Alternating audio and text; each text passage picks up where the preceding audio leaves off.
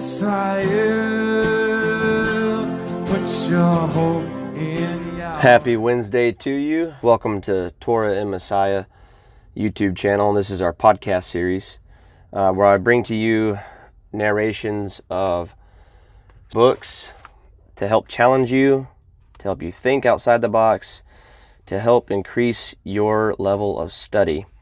And we are in The Principle of the Seed by Brad Scott, Chapter 3, The Parable of the Seed. So without further ado, let's begin, because I probably will break this into two parts, just to keep them short and sweet, and so they're not so long and drawn out for you. So, with that said, let us begin. Chapter 3, The Parable of the Seed.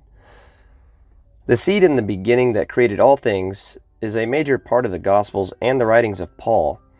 Virtually all students of the New Testament have heard or read teaching and commentary on the parable of the sower in Matthew chapter 13, Mark chapter 4, and Luke chapter 8. You have probably heard this parable taught in a variety of ways, not the least of which involves a context concerning faith. Perhaps you have heard it taught to validate a yes, you can lose your salvation doctrine. I hope to expose a much different perspective, an interpretation that is consistent with the beginning, and harmonious with the principle of how Yahweh initiates and reproduces all living things. It is at this point that I would ask the reader to stop and consider a critical decision that must be made about the New Testament. You must decide now whether the New Testament is an account of new things and a new plan, or if the New Testament is the fulfillment of the Old Testament, or Tanakh.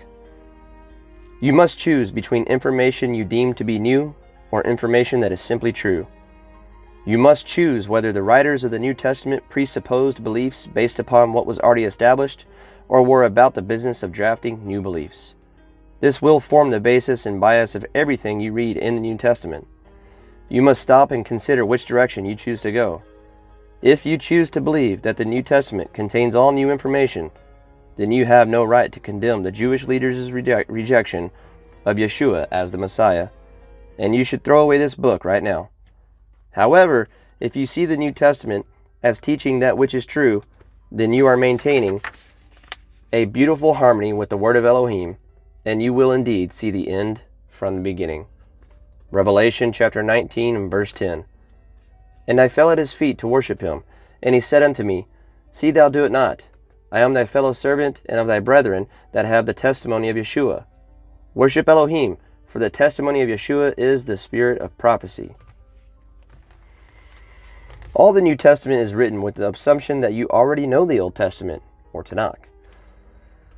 Notice when you read Ephesians chapter 2 verses 8 and 9, for example, that Paul begins with the comment that we are saved by grace through faith. Notice that Paul does not stop here and give a 3-hour PowerPoint presentation on the meaning of grace or faith. He does not sit everyone down and hand out lexicons, concordances, and commentaries. He assumes that you already know what grace and faith are. Why would he assume that? Because the Old Testament is the dictionary of the New Testament. These words and phrases have already been defined and used in the writings of the prophets of the Old. This is why the gospel goes first to the Jew and then to the Gentile. This is why all the first disciples and apostles come from the tribe of Judah. Elohim does not place Hebrew thoughts and concepts into the hands of Gentiles. The words and phrases I have focused on are familiar terms in the Old Testament. Yeshua is going to use these familiar terms to teach this parable. Of course, most modern Christians who began studying their scriptures in the book of Yochanan, or John, may not be familiar with these words. At the end of the book, I will devote my attention to the words of prophecy that Yeshua spoke in this very important parable in the Appendix A. Matthew chapter 13 verses 1 through 3. The same day went Yeshua out of the house and sat by the seaside, and great multitudes were gathered together unto him, so that he went into a ship and sat, and the whole multitude stood on the shore. And he spake many things unto them in parables, saying, Behold, a sower went forth to sow. You may notice that I have emphasized certain words and phrases. For you, the viewer or the listener, the words that are emphasized here in the text are out of the house, seaside, great multitudes were gathered together unto him, ship, sat, whole multitude, and shore. Back to the reading. These words and phrases are spoken by Yeshua and placed in the text precisely by design. You see, there is not one superfluous word, letter, or space between the letters. Every letter, word, and phrase is put there for a purpose. Once again, the words and phrases I have emphasized are those with which the Messiah assumes you are already familiar. So he does not stop and explain the words he chooses. As Yeshua comes out of the house, goes to the other side of the body of water, sits in a boat, and teaches the multitudes, he makes a very interesting remark prior to the actual parable. He states that a sower went forth to sow. There are two essential teachings behind these words which are crucial to the parable. Once again, he says that a sower went forth to sow. Every commentary I have read on this parable agrees that the sower is the Messiah. As a matter of fact, later on in this teaching, Yeshua tells us that it is the Son of Man who sowed the good seed. Matithya, or Matthew, chapter 13, verse 37. He answered and said unto them, He that soweth the good seed is the Son of Man. In Luke's version of the same parable, Yeshua tells us that the seed that is sown is the word of Elohim. Luke chapter 8 and verse 11. Now the parable is this. The seed is the word of Elohim. Yochanan chapter 1 or John chapter 1 tells us that Yahweh is the word. Yochanan or John chapter 1 verse 1. In the beginning was the Word, and the Word was with Elohim, and the Word was Elohim. Several interesting equations are spoken of here. The sower is the Son of Man. The seed is the Word of Yahweh. The Messiah is the Word of Yahweh. The Word of Yahweh is Yahweh. The bottom line here, my friends, is that the sower is the same as that which is sown. The sower equals the Word equals the seed. That is one of the most amazing things about Yahweh. Or that is one of the amazing things about Yahweh. He is infinitely beyond our little three-dimensional world. He can be the sower and the seed. He can be the shepherd and the lamb. He can be the root and the branches, the beginning and the end, the Father and the Son. Yahweh is the sower, not you, not me. He is the ultimate sower. We will begin to clearly see that our responsibility in this simple plan from the beginning is to produce fruit. I intend to show that we sow His word when we produce His fruit. But ultimately, Yahweh does the sowing. He knows where He sowed His seed, and when He sowed His seed will produce. This removes any judgment about the eternal destiny of anyone away from us. We are not the sower. If I pass by a farmer's field and see no fruit or vegetation, the best I can say, from a human point of view, is that I do not know if there are any seeds in that field. However, the farmer and owner of the field know. This is our Creator's methodology, and it is revealed in this parable. For since the beginning, the seed has been placed in the fruit. Looking back at Genesis 1:11. It will be Mark's account of this same parable that will highlight this parable above all scriptural parables. Mark chapter 4, verse 13 and 14. And he said unto them, Know ye not this parable? And how then will ye know all parables? The sower soweth the word. Can you see what Messiah is saying here? Knowing this parable means knowing all parables. You don't have to go to seminary or purchase a commentary on scriptural parables to grasp what Yeshua is saying in Luke 8:11 and Mark 4:13 through 14. In Luke he says, quote, Now the parable is this, the seed is the word of Elohim, end quote. The parable is all about the word of Yahweh. In Mark, we are told that to understand this parable is to understand all parables. The sower sows the word. This is imperative to grasp because the parable reveals that Yahweh's seed is His word. Man's children are produced by the seed of man, but Yahweh's children are produced by His seed, which is His word, which took upon flesh and dwelt among us. Elohim brought forth, not created, this seed in Genesis chapter 3, verse 15, just before Adam was removed from the garden. Remember that I said earlier that all scriptural doctrine can be found embedded in the first 4 chapters of Bereshit, or Genesis? If His seed is His word, and His word is from the beginning, then all believers from the beginning have the same seed. Let us go back to the beginning and follow His seed as it is first revealed in the natural. I quoted Genesis 1:11 earlier, but in the King James English. Here is what this verse reveals in the Hebrew, Bereshit, or Genesis 1 verse 11. Quote, And said Elohim, let sprout earth young sprouts, herb seeding seed, the fruit tree producing fruit after his kind, which seed is in him on the earth, and it was so, end quote. I'll repeat that one more time. Genesis 1:11. And said Elohim, let sprout the earth young sprouts, herb seeding seed, the fruit tree producing fruit after his kind, which seed is in him on the earth, and it was so. Once again, can you see the hint at something perhaps more personal and profound than just a discussion about agriculture? Is it possible that Elohim is hinting through this natural process at something spiritual and unseen? He will use a natural process, something you can look outside your window and see, to form the picture of a great spiritual reality.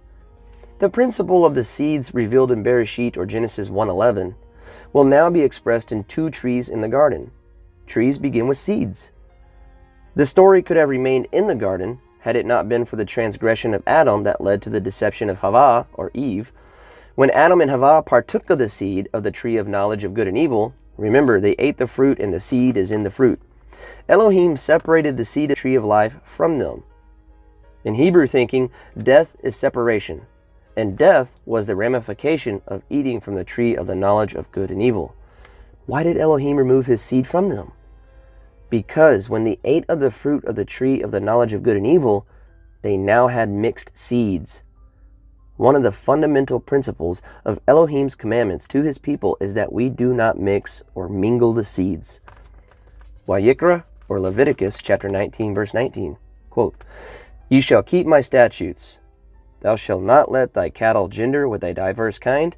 Thou shalt not sow thy field with mingled seed, neither shall a garment mingled of linen and woolen come upon thee, end quote. Devarim, or Deuteronomy, chapter 22, verse 9, quote, Thou shalt not sow thy vineyard with divers seeds, lest the fruit of thy seed which thou hast sown and thy fruit of thy vineyard be defiled, end quote.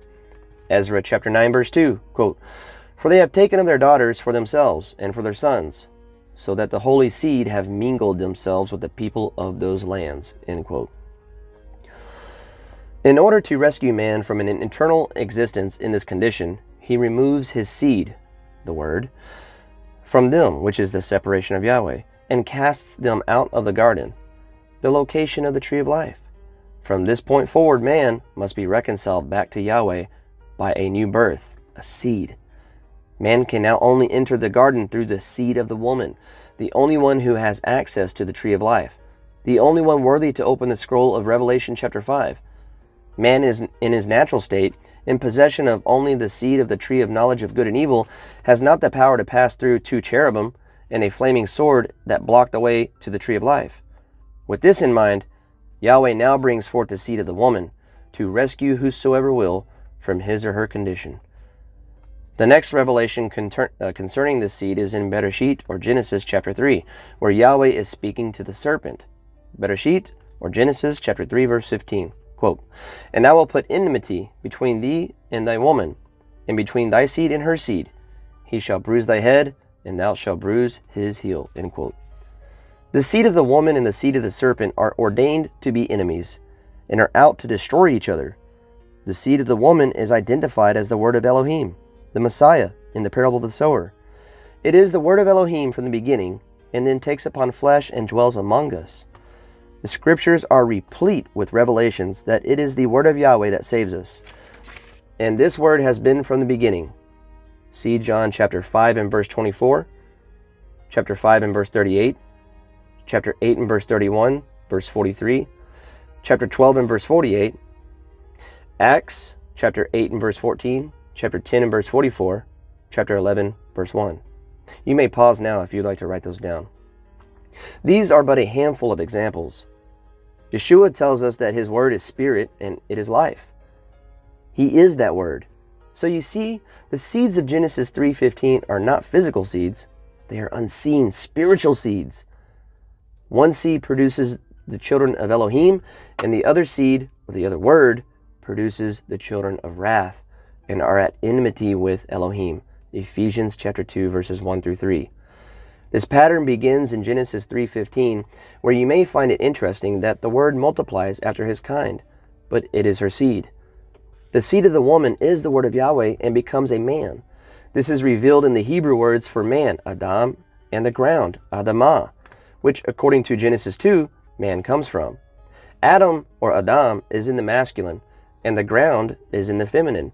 The word Adam, male, is taken from the Adamah, female, and then multiplies after his kind, according to Genesis chapter 4, verse 1.